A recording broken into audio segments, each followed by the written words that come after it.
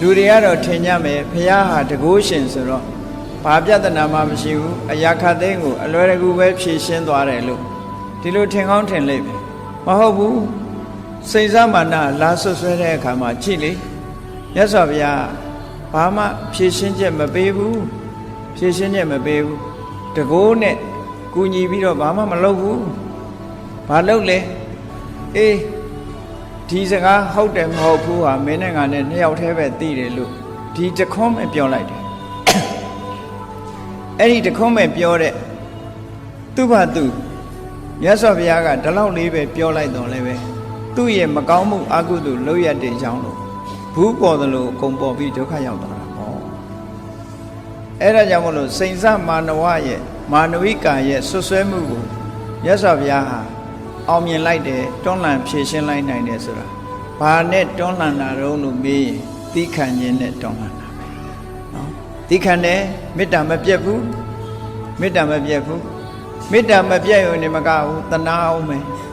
အော်ငါ့ကိုဆွဆွဲနေတာဒုက္ခရောက်ရှာတော့မယ်မြတ်စွာဘုရားကရုဏာတက်တယ်ဒုက္ခတွင်နဲ့ရှာတော့မယ်ပြောလို့လည်းရမယ်မဟုတ်ဘူးသူဟာနဲ့သူဒုက္ခရောက်တော့မှာပဲဆိုတာမြတ်စွာဘုရားကြိုပြီးတော့သိထားတယ်ကရုဏာတရားပဲပွားများပြီးတော့ဒီလိုတိတ်ဆိတ်ငြိမ်သက်စွာရင်ဆိုင်ခြင်းဖြင့်စိန်စမာနဝိကာရဲ့ဆွဆွဲမှုမြတ်စွာဘုရားအနိုင်ရလိုက်တယ်လို့ဒီလိုဆိုတာနော်ဒီလိုဆိုတာ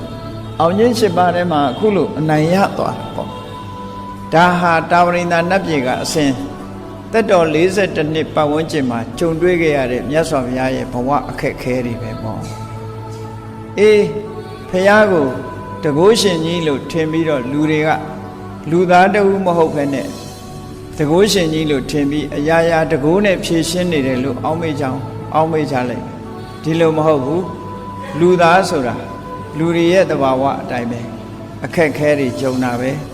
လောကရန်တွေနဲ့ကြုံတာပဲကောင်းတဲ့လောကရန်နဲ့ကြုံတယ်မကောင်းတဲ့လောကရန်နဲ့ကြုံတယ်